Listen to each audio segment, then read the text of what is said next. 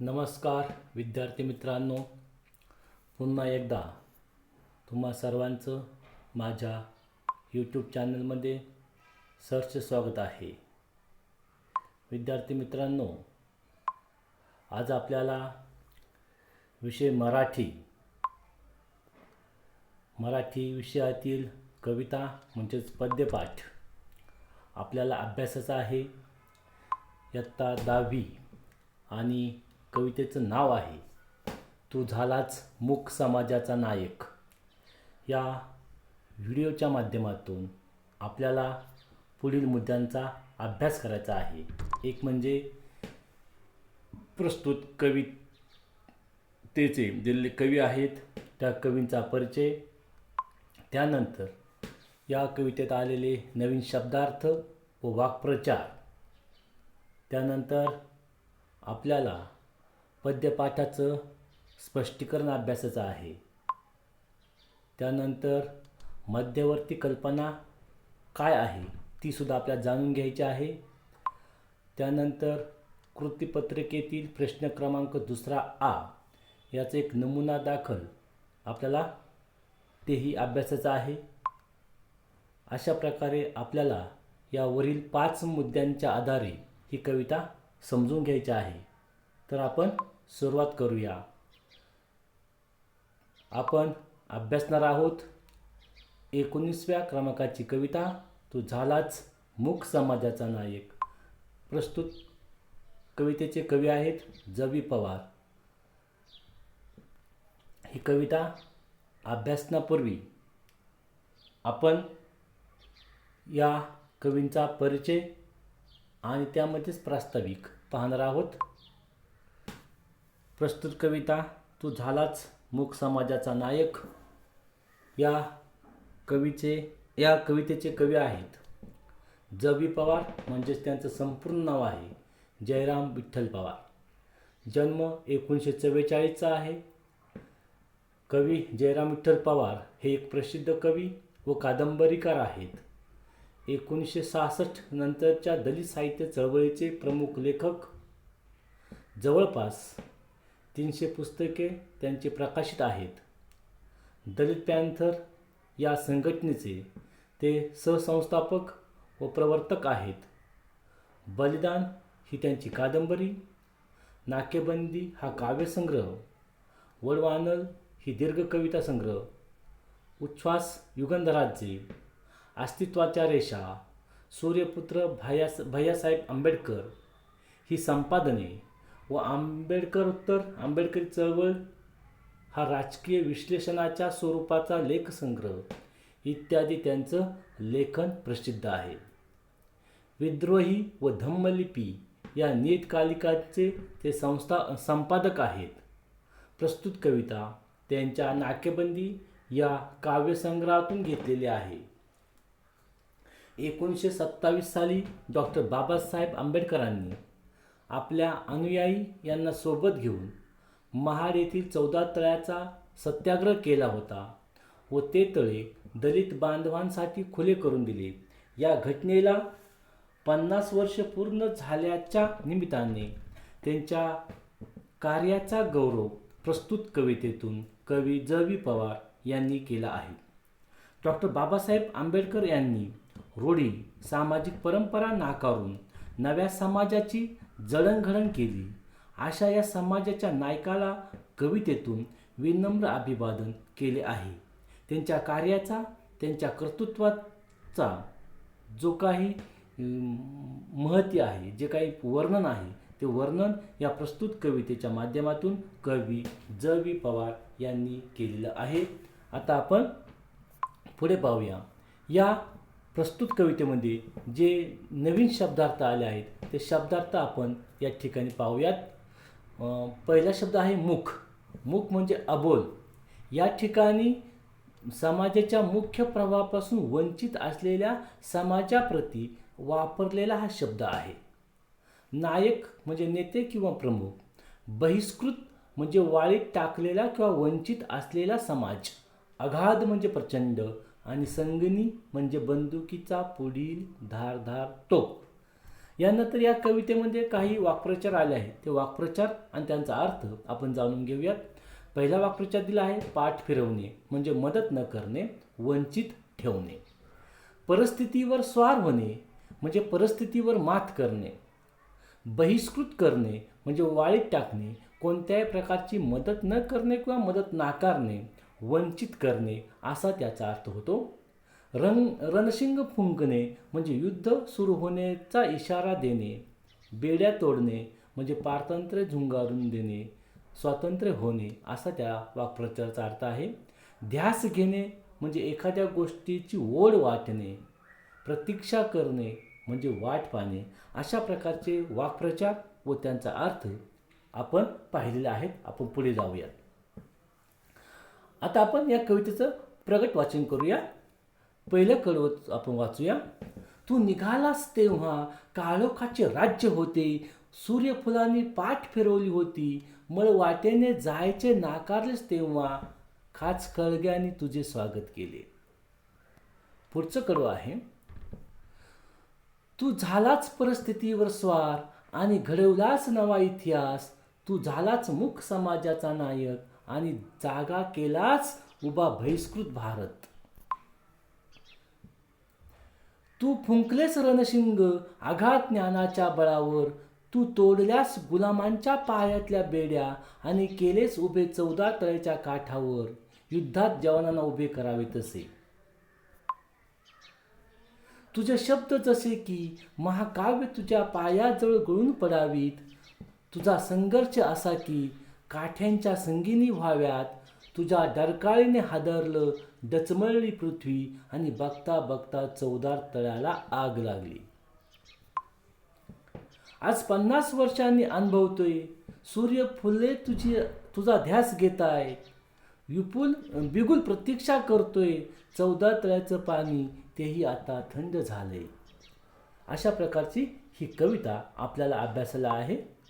आता आपण या कवितेची मध्यवर्ती कल्पना अभ्यासूया. या प्रस्तुत कवितेमध्ये या प्रस्तुत पद्यपाठाची मध्यवर्ती कल्पना काय आहे ते आपण जाणून घेऊया. प्रस्तुत कविता कवी ज.वी. पवार यांच्या नाकेबंदी या काव्यसंग्रहामधून घेतलेली आहे. भारतरत्न महामानव डॉक्टर बाबासाहेब आंबेडकर यांनी महाड येथे 14 तळ्याचा जो सत्याग्रह केला, त्या घटनेला 50 वर्ष झाल्याच्या निमित्ताने डॉक्टर बाबासाहेब आंबेडकर यांच्या गौरव व त्यांना विनम्र अभिवादन करणारी ही कविता लिहिलेली आहे. डॉक्टर आंबेडकरांनी सर्वहार समाजामध्ये जागृती करून रूढी परंपरा नाकारून नव्या समाजाची, नव्या पिढीची जडणघडण केली. मूकपणे अन्याय सहन करणाऱ्या वंचितांच्या पिढीला आत्मविश्वास दिला व त्यांना मानाने जगण्याचे बळ दिले. अशा या महान मानवाच्या कर्तृत्वाची महती वर्णन या कवितेतून कवी ज.वी. पवार यांनी व्यक्त केलेले आहे.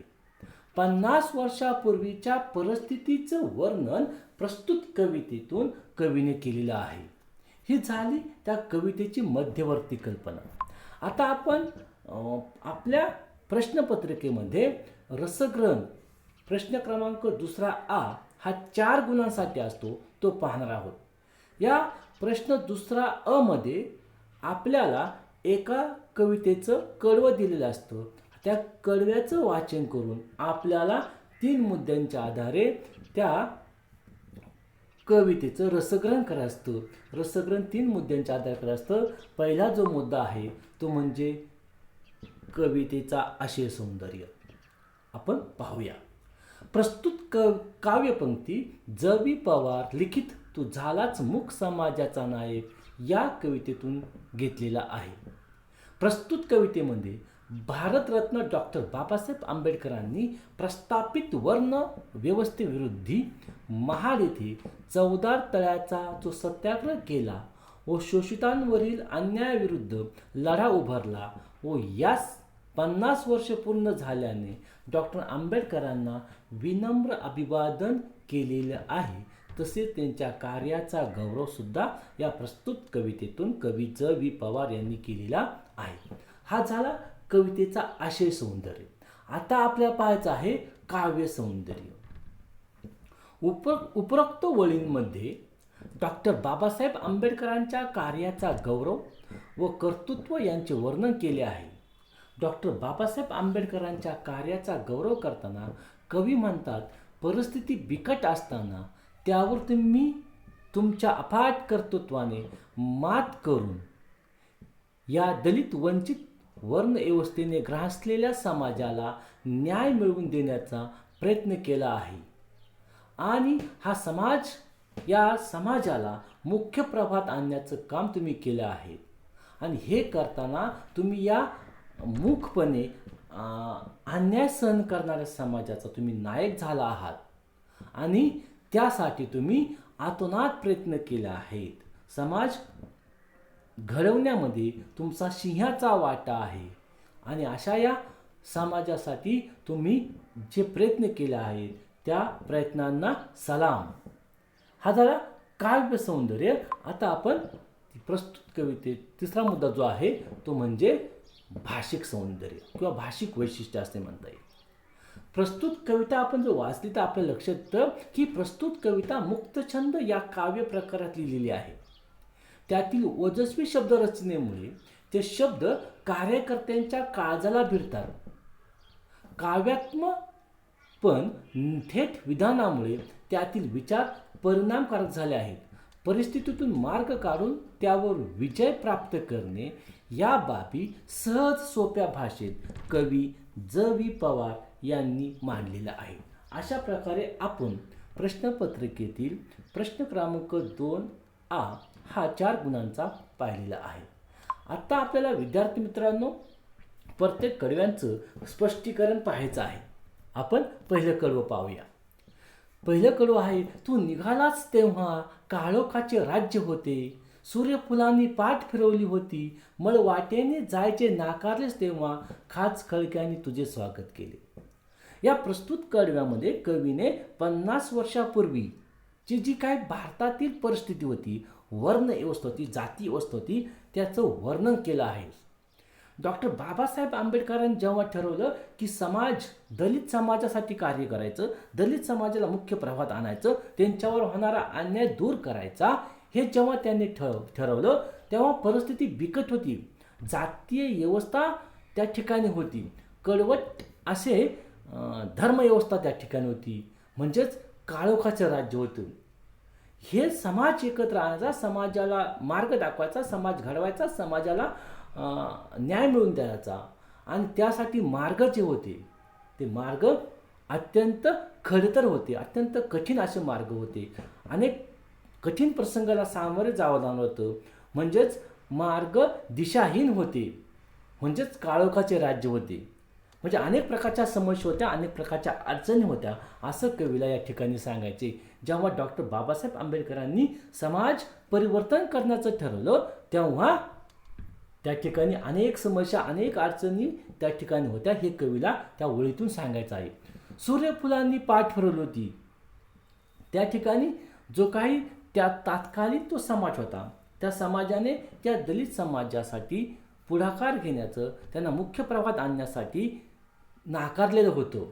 म्हणजे सूर्यफुलं म्हणजे त्या ठिकाणी की तो प्रगत समाज होता, त्या समाजाने या दलित समाजाला स्वीकारण्याचं नाकारलं होतं. आणि म्हणून कवी म्हणतो, सूर्यफुलांनी पाठ फिरवली होती, मळ वाटेने जायचे नाकारलेस तेव्हा खाच खळग्याने तुझे स्वागत केले.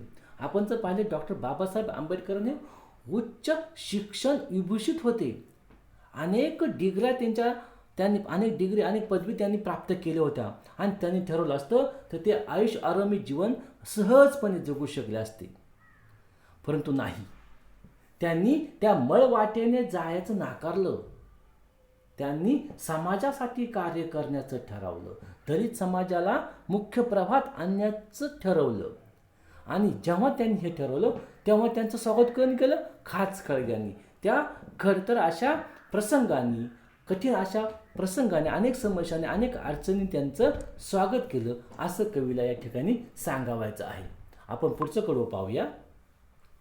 तू झालाच परिस्थितीवर स्वार आणि घडवलाच नवा इतिहास. तू झालाच मुक समाजाचा नायक आणि जागा केलास उभा बहिष्कृत भारत. या ठिकाणी कवी आपल्याला सांगतोय की तू दलित समाजासाठी, वंचित समाजासाठी जेव्हा कार्य हाती घेतलं तेव्हा तू इतिहास घडवलास. यापूर्वी हे काम कुणी केलं नव्हतं. तू एक वेगळं कार्य निवडलंस, समाजासाठी काहीतरी करण्याचं ठरवलंस, समाजाला मुख्य प्रवाहात आणण्याचं ठरवलं, समाजाला न्याय मिळवून देण्याचं ठरवलंस आणि एक तू नवा इतिहास घडवलास. तू परिस्थितीवर स्वार झालास. सगळे समाज तुझ्यासाठी उभा राहिला आणि हे करताना तू मूकनायक हे वर्तमानपत्र 31 जानेवारी 1920ला सुरू केलं आणि या वर्तमानपत्राच्या माध्यमातून, या पाक्षिकाच्या माध्यमातून तू समाज जागृत करण्याचं कार्य केलं. त्यानंतर 3 एप्रिल 1927 रोजी त्यांनी बहिष्कृत भारत नावाचं एक वर्तमानपत्र चालू केलं.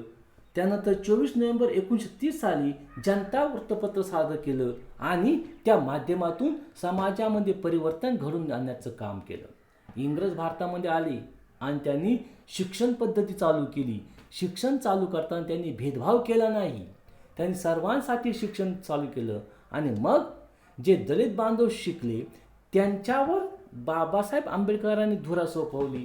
त्यांच्या हातात सूत्र दिली की तुम्ही सुद्धा समाजाला मार्ग दाखवण्याचं काम करा आणि त्यासाठी त्यांनी मूकनायक, बहिष्कृत भारत, जनता अशा प्रकारे वृत्तपत्र चालू केली आणि त्या माध्यमातून त्यांनी समाज घडवण्याचं कार्य केलं. त्यांचं जे मूकनायक वृत्तपत्र होतं त्याचं जे वाक्य होतं ते वाक्य असं होतं, काय करून आता धरून या जाणं, निशंक हे तोड वाजविले, नव्हे जगी कोणी मुक्याचा जाणं, सार्थक लाजुनी नवे हित. अशा प्रकारे त्या मूकनायक वृत्तपत्राचं वाक्य होतं. आपण तिसरं कडवं पाहूयात. तू फुंकलेस रणशिंग आघात ज्ञानाच्या बळावर, तू तोडल्यास गुलामांच्या पायातल्या बेड्या आणि केलेस उभे 14 तळ्याच्या काठावर, युद्धात जवानांना उभे करावे तसे. या ठिकाणी कवी सांगत आहे, तू फुंकलेस रणशिंग आघात ज्ञानाच्या बळावर. डॉक्टर बाबासाहेबांचं ज्ञान हे आघात होतं. अनेक शिक्षण, अनेक डिग्र्या, अनेक पदव्या त्यांनी प्राप्त केल्या होत्या. म्हणजे यावरून आपल्या लक्षात येईल की त्यांचं ज्ञान किती अथांग होतं, किती अफाट होतं. या ज्ञानाच्या बळावर त्यांनी त्या काळामध्ये 50 वर्षापूर्वीची परिस्थिती आहे विद्यार्थी मित्रांनो, की ज्या काळामध्ये वर्ण व्यवस्था होती, जाती व्यवस्था होती, अनेक अडचणी होत्या, समस्या होत्या आणि अशा दलित वंचित समाजासाठी कार्य करण्याचं त्यांनी हाती घेतलं आणि त्यांनी एक प्रकारे त्या वर्ण व्यवस्थेविरुद्ध, त्या जाती व्यवस्थेविरुद्ध रणशिंग फुंकले. त्यांनी त्याविरुद्ध रणशिंग फुंकले. म्हणून कहून तू फुंकलेस रणशिंग अगाध ज्ञानाच्या बळावर, तू तोडल्यास गुलामांच्या पायातल्या बेड्या. आणि मग त्या ज्ञानाच्या बळावर त्यांनी ते रणशिंग फुंकले. त्यांनी त्या कडवट अशा जाती वर्ण व्यवस्थेविरुद्ध त्यांनी एक प्रकारचं रोष पत्करला आणि त्यात त्यांना यश मिळालं आणि त्या दलित समाजांवरती जे काही हक्क होते ते हक्क मिळवून देण्याचं काम त्यांनी केलं. म्हणजे तू तोडल्यास गुलामांच्या पायातल्या बेड्या आणि केलेस उभ्या 14 तळ्याच्या काठावर, युद्धात जवानांना उभे करावं तसे. महाडीचे जे 14 तळे होते त्या 14 तळ्याचं पाणी पिण्यास दलित समाजाला, वंचित समाजाला त्या ठिकाणी अधिकार नव्हता आणि हा अधिकार मिळवून देण्याचं काम डॉक्टर बाबासाहेब आंबेडकरांनी केलं. त्यांनी त्यांच्या मागे समाज उभा केला आणि ते 14 तळे सर्वांसाठी खुले केले. हे त्यांचं कार्य आहे. आपण पुढे पाहूया. तुझे शब्द जसे की महाकाव्य तुझ्या पायाजवळ गळून पडावीत, तुझा संघर्ष असा की काठ्यांच्या संगीनी व्हाव्यात, तुझ्या डरकाळीने हादरलं डचमळली पृथ्वी आणि बघता बघता 14 तळ्याला आग लागली. तुझे शब्द जसे की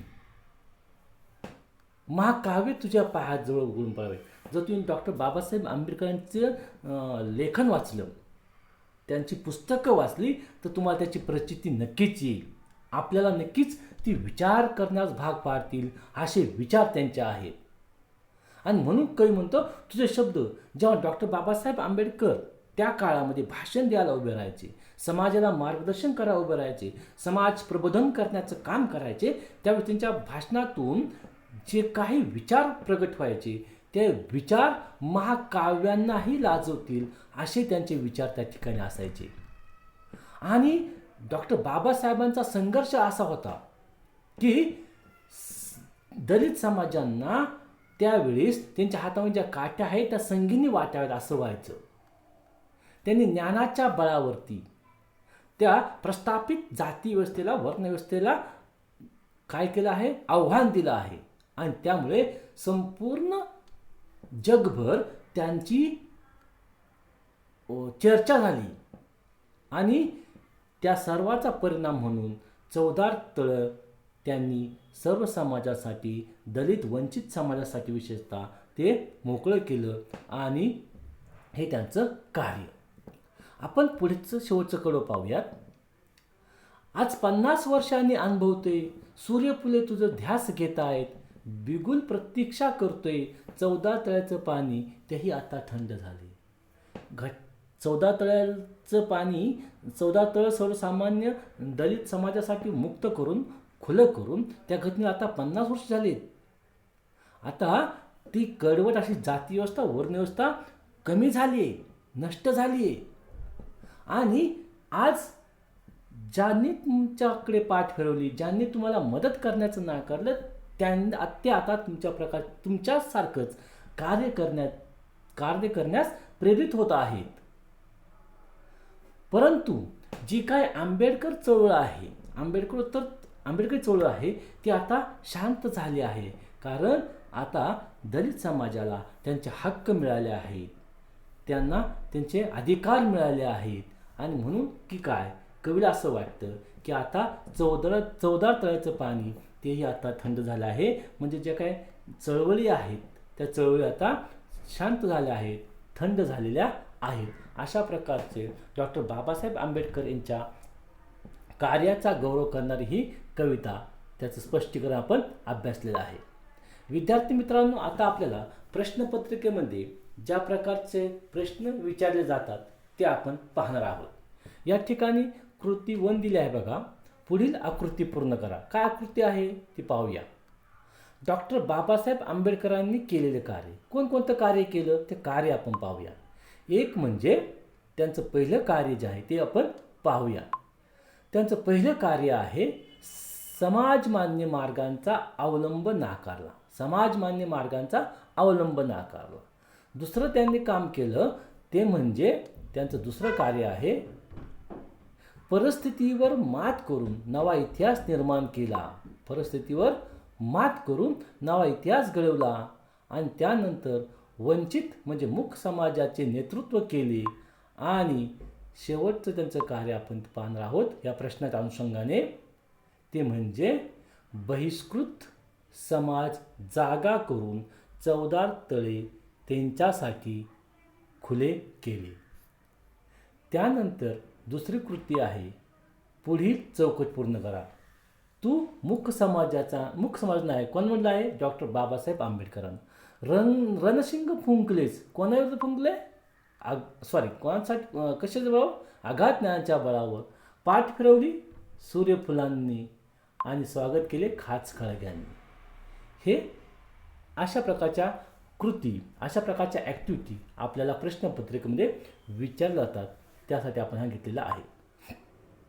अशा प्रकारे विद्यार्थी मित्रांनो, तुम्हाला जर माझी ही कविता, हा व्हिडिओ आवडला असेल तर नक्कीच लाईक करा, आपल्या मित्रांना, नातलगांना शेअर करा आणि चॅनलला सबस्क्राईब करायला विसरू नका.